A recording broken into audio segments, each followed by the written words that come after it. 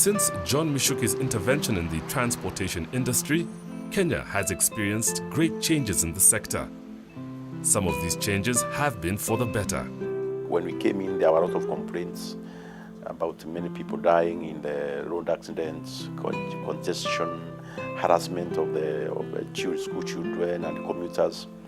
And we went into reforms immediately, actually starting with February 2004 when we implemented the so-called Mishuki rules. When the then Minister of Transport, Mr. John Mishuki, put his foot down in order to enforce adherence to set traffic rules, that included the use of seat belts, speed governors, and a fixed number of passengers in a matatu, the industry was thrown into chaos.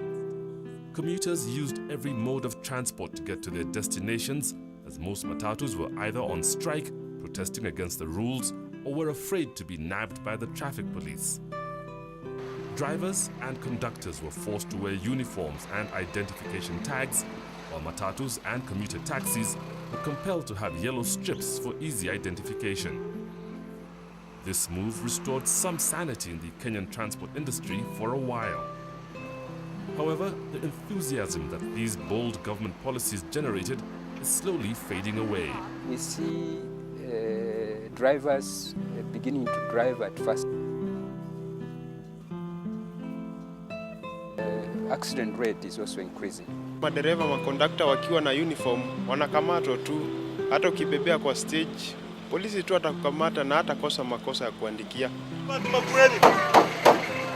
Road transport is an important aspect of Kenya's economy, accounting for more than 80% of travel in Kenya, making it the most preferred mode of transportation. To improve Kenya's transport system, it is important that road networks are not only expanded, but built properly and well maintained. In line with our population increase over the years, traffic volumes on our highways and urban centers has equally grown. Many years of neglect of our road networks have only made things worse for motorists and public transport commuters. Worse still, bad roads full of potholes have become death traps for the Kenyan commuter. Road carnage has claimed thousands of lives annually with no end in sight. Since NARC came to power, the Kibaki administration has tried to deal with the problem of bad roads as well as rampant and reckless madness that has characterized the public transport system. Repairs and expansions have targeted major national road networks across the country.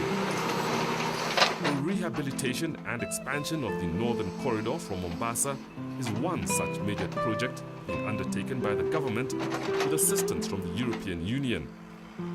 This road plays a particularly important role in Kenya's regional transportation network.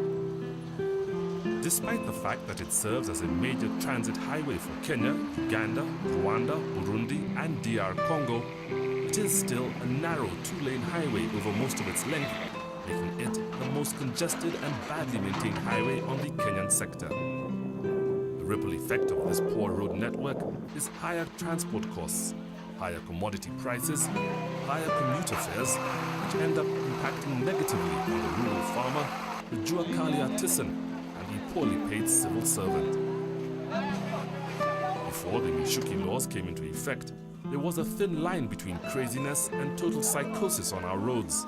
It was a jungle out there. The matatu sector was totally uncontrollable. It was a law unto itself. The driver and his tout were the bosses of our road transport. The commuter was a poor, helpless plaything to be treated according to the moods of the tout. Once you entered a matatu, you surrendered all your rights and humanity to your tout. A family would go to board a matatu. The luggage would be taken to another matatu. The wife would be taken to another one. The child would be taken to another one. The husband will be taken to another vehicle. Women were being harassed, pushed left, right, and center. More so, there were extortion of money. You buy a matatu today. Before you put your matatu on a specific route, particular route, you are required to part with a hefty amount of money. The government had to step in. It had actually become a business that is not owned by the person who has invested. because the owner had no supervision of his business at any moment. The Bishuki rules instilled order in the public transport subsector. For a while, public service vehicles no longer carried excess passengers. They were equipped with speed governors and seatbelts for passenger safety. Loud music was banned, while matatu crews were compelled to wear uniforms. Safety on our roads was visible. Accidents on our roads dropped by 25%. We used to have many accidents occurring in our roads. Hence, the loss of life of about more than 3,000 Kenyans every year. That was the highest number in the world. You have been able to reduce the number from 43 deaths per 10,000 vehicles in beginning of 2004 to, end of 2003 to the current one of about just about that 3. The Transport Licensing Board is charged with the responsibility of coordinating and controlling the transport sector in the country. And also to make sure that the compliance in respect with the Michuki rules and other traffic rules are implemented. When an industry is over-regulated, and there is no assurance that there is proper enforcement. I would want to believe the crackdowns are not necessary, because on daily basis we have officers on the roads. At the same time, the business of regulating the PSVs cannot be left to the operators and the officers alone. The consumers too should actually be the biggest regulators. Government should provide guidelines and facilitate rather than be involved in imposing rules and regulations on people. Kenya's railroad system has about 2,778 kilometers of narrow gauge, 1-meter track. The corporation manages 150 stations, a fleet of 156 locomotives, and some 7,000 coaches and wagons, including container carrying rail trainers. The system, managed by the Kenya Railways Corporation, serves both Kenya and landlocked countries in the East African region. Although this is an important avenue for freight, years of mismanagement have seen the amount of cargo transported through Kenya Railways drop from 7 million tons to approximately 2.5 million tons per year. The most important route runs from Mombasa through Nairobi to the Ugandan border. Kenya also has commuter rail that serves the Nairobi suburbs. The railway transport has been poorly managed for a long time, more than 15 years.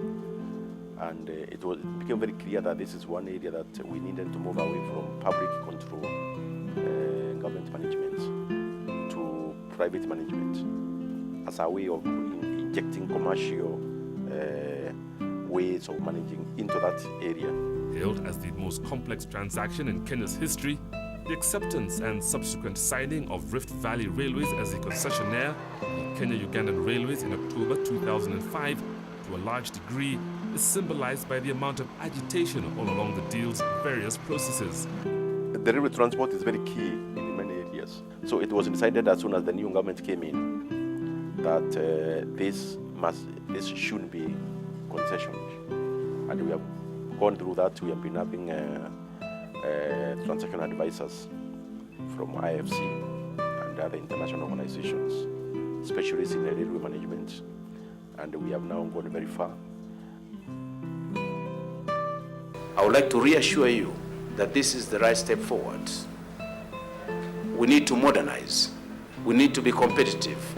We need to provide services not only for ourselves, but the whole region. We expect a radical change. We expect that with the proper maintenance and management, the same railway will be able to increase its capacity by more than 5 times.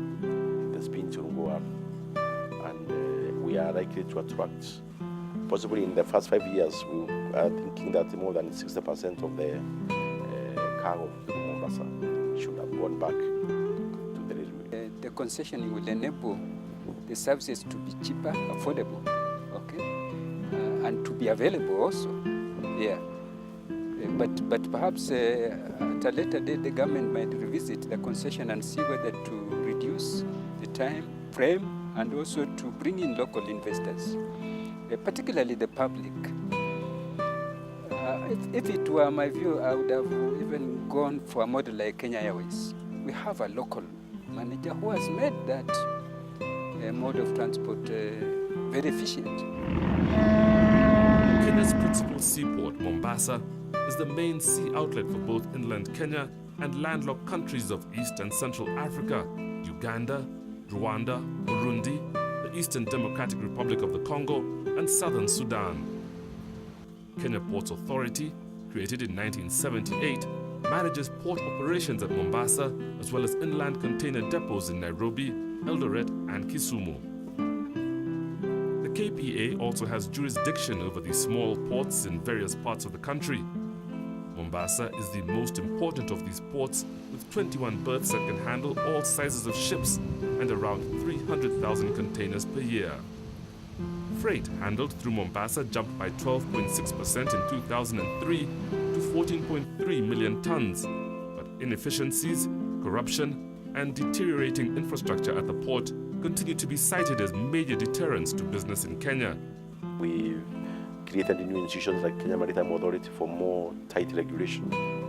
Kenya Port Authority has been revitalized in the last 3 years from a loss-making body with a 20 billion deficit in the year 2000. It is now among the 10 big companies in the country, turnover of about 15 billion, profit of the other year of close to 4 billion shillings, and playing a major role. It is able to finance its re-equipping program of 5 billion through internally generated resources.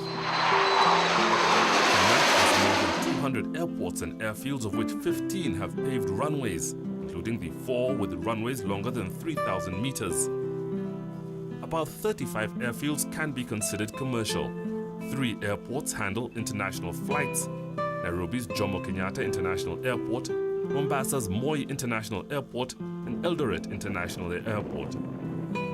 Other airports are Wilson in Nairobi, Malindi, Kakuma, Kisumu, and numerous other airstrips throughout the country. Already, Jomo Kenyatta International Airport is being renovated at a cost of $41 million. The project is set to modernize facilities and safety at JKIA, including perimeter fencing and new navigation security and baggage handling equipment. The runway extension at JKIA will raise capacity from 2.5 to 5.5 million passengers per year. A key objective of the airport upgrade is to win Category 1 status from the U.S. Federal Aviation Administration to allow for direct flights between JKIA and U.S. airports.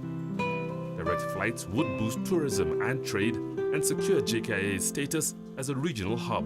Kenya Airport Authority is completely turned around. Most of the expansion program at Jomo Kenyatta, 90% is financed by internally generated resources. This was another loss-making organization by the end of 2002. And the hub is now one of the best in Africa. KQ, Kenya Airways, top company now in Africa and in Kenya.